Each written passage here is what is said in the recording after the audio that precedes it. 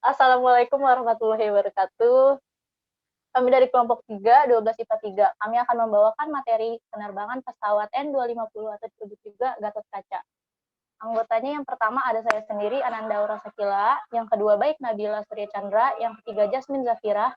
Keempat Najwa Aprilia. Yang kelima Sabrina Fitri Gunawan. Dan yang keenam Takmila Adelia Putri.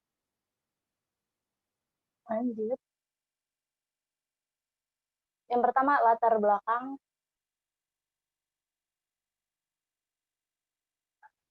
Nah, pesawat N250 merupakan pesawat regional yang dirancang oleh IPTN Sarang PT Dirgantara Indonesia nih. Pesawat N250 itu salah satu hal positif yang terjadi pada masa Orde Baru atau pada masa pemerintahan Presiden Soeharto, yaitu presiden kedua kita. Tepatnya pada tahun 1986, pesawat ini mulai dirancang dan berhasil terbang pertama itu pada tanggal 10 Agustus 1995, yang juga sebagai hadiah ulang tahun RI yang ke-50. N250 juga mahakarya dari B.J. Habibie, yang yaitu presiden ketiga kita dengan anak bangsa lainnya. N250 sendiri ada artinya N itu Nusantara, 250 itu duanya pilot, dan 50 kursi penumpang. N250 merupakan salah satu pesawat tercanggih di dunia pada masanya, yaitu salah satu pesawat turboprop di dunia yang menggunakan fly-by-wire. Fly-by-wire itu adalah sebuah sistem kendali yang menggunakan sinyal elektronik dalam memberikan perintah dengan memiliki jam terbang 900 jam. Dirancangnya itu tanpa mengalami dactyl atau pesawat oleng. Tujuannya adalah agar Indonesia yang secara geografis berupa kepulauan itu bisa terkoneksi lewat udara sehingga lebih mudah dan cepat terjangkaunya. Pengembangan proyek ini berhenti pada saat krisis moneter 1998, tepatnya pada saat Soeharto itu menandatangani perjanjian bantuan oleh IMF atau International Monetary Fund. Jadi besarnya dana itu 5 miliar US dollar dan pendanaannya itu di stop pada saat pesawat ini sedang menjalani uji terbang akhir guna mendapatkan sertifikat terbang. Dan yang sekarang pesawat itu sudah berada di Museum Pusat Dirgantara Mandala, Yogyakarta.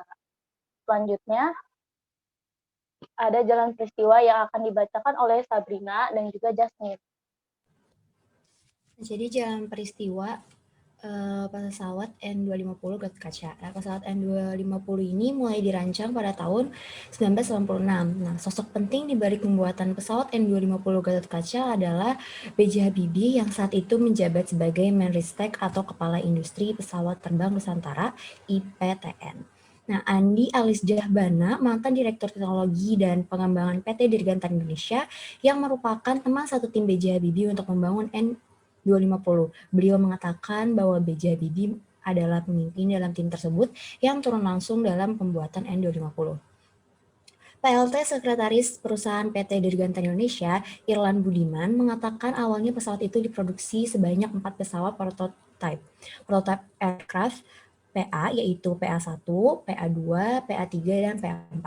Akan tetapi hanya dibuat 2 pesawat prototipe saja, yang salah satunya yaitu pesawat N250 Gatot Kaca. Pembuatan pesawat tersebut dibiayai oleh negara sehingga pesawat N250 menjadi aset Indonesia.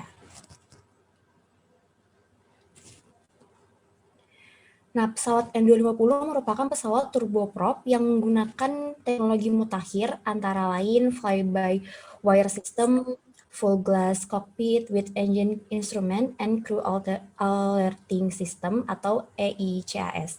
Teknologi fly-by-wire atau FBW yang digunakan pada N250 merupakan yang pertama untuk pesawat berukuran tersebut, yang membuat pesawat tersebut memiliki kecepatan maksimal hingga 610 km per jam dengan jam terbang 900 jam.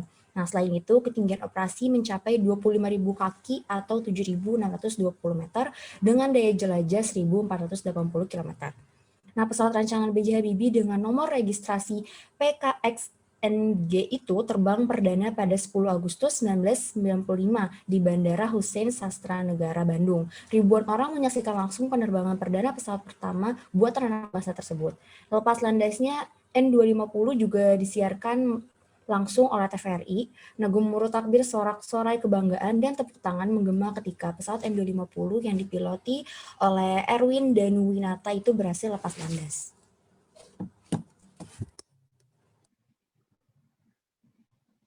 Nah, pada saat penerbangan itu, Soeharto ditemani istrinya yaitu Tien Soeharto hadir langsung menyaksikan penampilan perdana pesawat itu di Bandara Hussein Sastranegara, Bandung. Selain itu, Wakil Presiden kala itu yaitu Tri Sutrisno juga ikut menyaksikan langsung penerbangan perdana pesawat N250. Nah, pada saat itu Presiden Soeharto berkata, keberhasilan uji coba penerbangan pesawat N250 ini merupakan tonggak bersejarah bagi seluruh bangsa Indonesia karena berhasil merancang sendiri pesawat modern. Ini adalah produk andalan IPTN dan juga masyarakat karena proyek ini dirancang dan dibangun sepenuhnya oleh putra-putri Indonesia.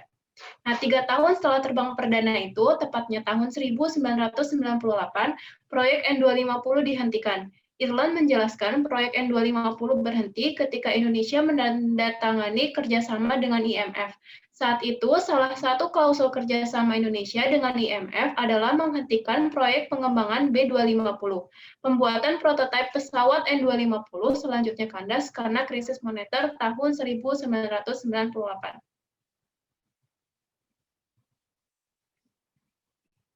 Nah, oleh karena itu, pesawat karya anak bangsa itu terpaksa dihanggarkan. Nah, pesawat dihanggarkan sejak tahun 1998 juga karena tidak memiliki izin terbang. Meski bisa terbang, ada sertifikasi lain yang harus dipenuhi juga, yaitu uji terbang. Meski hanya disimpan dalam hanggar, pesawat pertama yang diuji coba terbangkan pada tahun 1995 itu masih bersih dan terawat. Saat ini, pesawat N250 Gatot-Kaca telah dibawa ke Museum Pusat TNI Angkatan Udara Dirgantara Mandala, Yogyakarta untuk menambah koleksi. Pesawat N250 Gatot-Kaca menjadi koleksi yang ke-60 Museum Pusat TNI Angkatan Udara Dirgantara Mandala, Yogyakarta. Saat Gatot-Kaca dipindahkan ke Museum Pusat Dirgantara Mandala, Yogyakarta, pesawat ini sempat tersangkut di tol Banyumanik. Evakuasi berlangsung selama 2 jam. Namun akhirnya pesawat pun tiba di Yogyakarta pada Jumat, tanggal 21 Agustus 2020 pukul 4.30 waktu Indonesia Barat. Setelah sampai di Museum Yogyakarta, Marsma TNI Fajar Adrianto, Kadispen TNI AU menjelaskan bahwa pesawat ini akan dirawat dan diletakkan di depan sehingga semua masyarakat dapat melihatnya.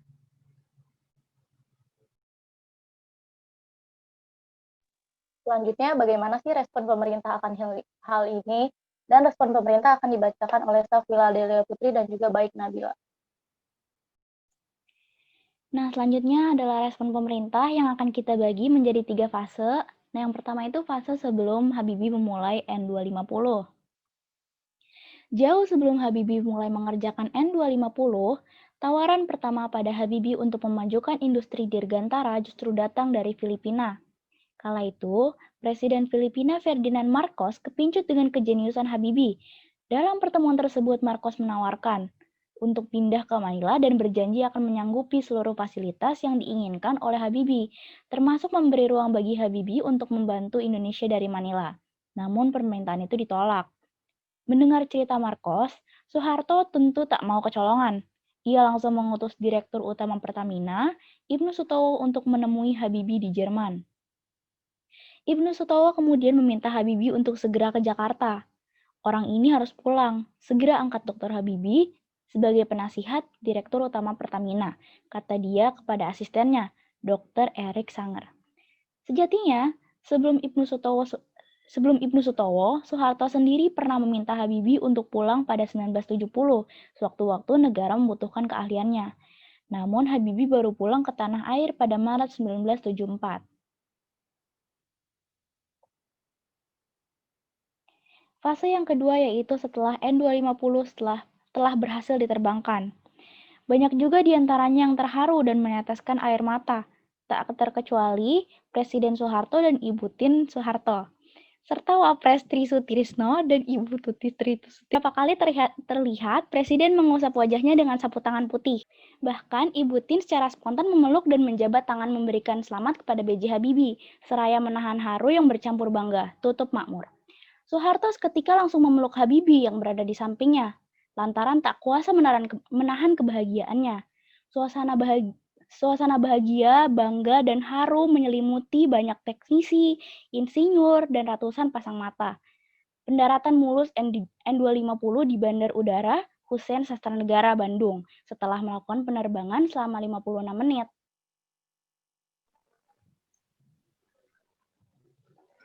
Lalu fase yang ketiga adalah fase setelah krisis moneter.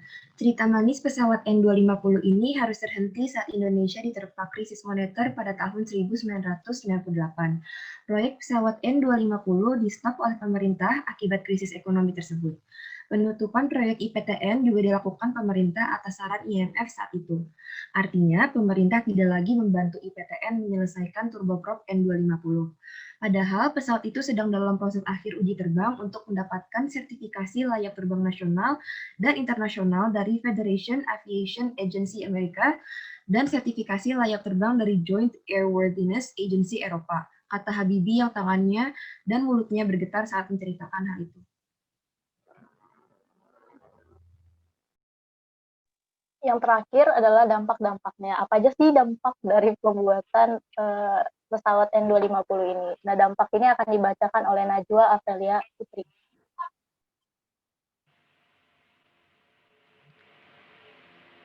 Nah, dampak dibuatnya dan diterbangkannya pesawat N250 Gatot Kaca, yang pertama dengan berhasilnya dibuatnya pesawat N250 Gatot Kaca, maka Indonesia bisa mengurangi ketergantungannya kepada luar negeri. Selain itu, pesawat baru ini membanggakan karena bisa dijual ke negara-negara lain. Nah, keberhasilan terbang perdana N250 pada 10 Agustus 1995 ditetapkan sebagai Hari Kebangkitan Teknologi Nasional atau bisa disebut Harteknas yang diperingati setiap tahunnya. Lalu, dampak diberhentikannya proyek N250 yaitu IPTN mengalami kemunduran yang ditandai dengan pemutusan hubungan kerja sekitar 15.700 pekerja pada 1997.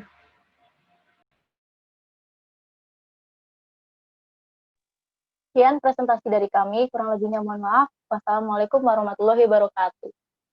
Dadah.